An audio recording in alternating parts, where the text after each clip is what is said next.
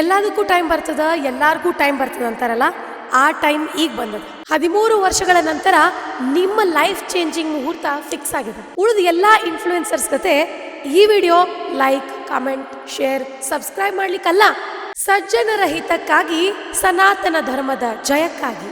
ಈ life time opportunity miss ಮಾಡ್ಕೊಳ್ಳಿಕ್ ಹೋಗ್ಬೇಡ್ರಿ. ಹೇಳಿದ ಮುಹೂರ್ತಕ್ಕೆ ಸರಿಯಾಗಿ ಇಷ್ಟು ದಾನವನ್ನ ಮಾಡ್ರಿ ಸಾಕು, ನಿಮ್ಮ ಲೈಫ್ ಚೇಂಜ್ ಆಗ್ತದೆ. ಮೇ 16ನೇ ತಾರೀಕು ಭಾವುಕ ಅಮಾವಾಸ್ಯ, ಶನಿ ಜಯಂತಿ. ಶನಿವಾರದ ದಿವಸವೇ ಭಾವುಕ ಅಮಾವಾಸ್ಯೆ ಬಂದಿರೋದ್ರಿಂದ ಇದನ್ನ ಶನೈಶ್ಚರಿ ಅಮಾವಾಸ್ಯ ಅಂತ ಹೇಳಿ ಕರೀತಾರೆ. ಯಾವ ಕೆಲಸ ಆಗಂಗಿಲ್ಲ ಅನ್ಕೊಂಡು ಕೂತಿರಲ್ಲ, ನಾನು ಹೇಳುವಂತ ಒಂದು ಸಣ್ಣ ಪರಿಹಾರ ಅಥವಾ ಒಂದು ದಾನವನ್ನ ಮಾಡಿದ್ರೆ ಸಾಕು, ಲಕ್ಷ್ಮೀ ದೇವಿ ನಿಮ್ ಮನೆಗೆ ಬಂದು ಕೂತು ಅನುಗ್ರಹ ಮಾಡ್ತಾಳೆ. ನಾನು ಶಾಸ್ತ್ರದ ಪ್ರಮಾಣ ಇಲ್ಲದೆ ಮಾತಾಡ್ಲಿಕ್ಕೆ ಹೋಗಂಗಿಲ್ಲ. ಶನಿ ಗ್ರಹಕ್ಕಿರುವಂತಹ ಶಕ್ತಿ ಬೇರೆ ಯಾವ ಗ್ರಹಕ್ಕೂ ಇಲ್ಲ.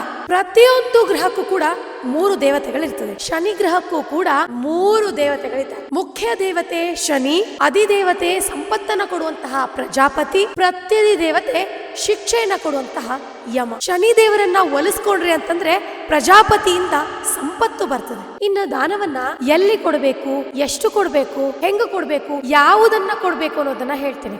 700 ml ತಿಲತೈಲ ಅಂದ್ರೆ ಎಳ್ಳೆಣ್ಣೆ ಕೊಡ್ಬೇಕು, 7 ಅರಿಶಿಣದ ಬೇರನ್ನ ಕೊಡ್ಬೇಕು, 7 ಮೀಟರ್ ಕರಿ ಬಟ್ಟೆ ಅಂದ್ರೆ ಕಪ್ಪು ಬಟ್ಟೆಯನ್ನು ಕೊಡ್ಬೇಕು. ಈ ಎಲ್ಲ ವಸ್ತುವನ್ನ ಶನೈಶ್ಚರಿ ಅಮಾವಾಸ್ಯೆ ಅಂದ್ರೆ ಶನಿವಾರವೇ ಬಂದಂತಹ ಭಾವುಕ ಅಮಾವಾಸ್ಯೆ ದಿನ ಮೇ 16ನೇ ತಾರೀಕು ಶನಿದೇವರ ದೇವಸ್ಥಾನಕ್ಕೆ ಹೋಗಿ ಈ ಎಲ್ಲ ವಸ್ತುಗಳನ್ನ ಕೊಡ್ಬೇಕು. ಕೊಡುವಾಗ ಈ ಒಂದು ಶ್ಲೋಕವನ್ನ ಹೇಳ್ಬೇಕು. ತೈಲಂ ಚೂರ್ಣಂ ಚ ವಸ್ತ್ರಂ ಚ ಯಥಾಶಕ್ತಿ ಪ್ರದೀಯತೆ ಮಮ ಪಾಪ ಪ್ರಶಮನಾಯ ಗ್ರಹ ಪೀಡಾ ನಿವೃತ್ತಯೇ.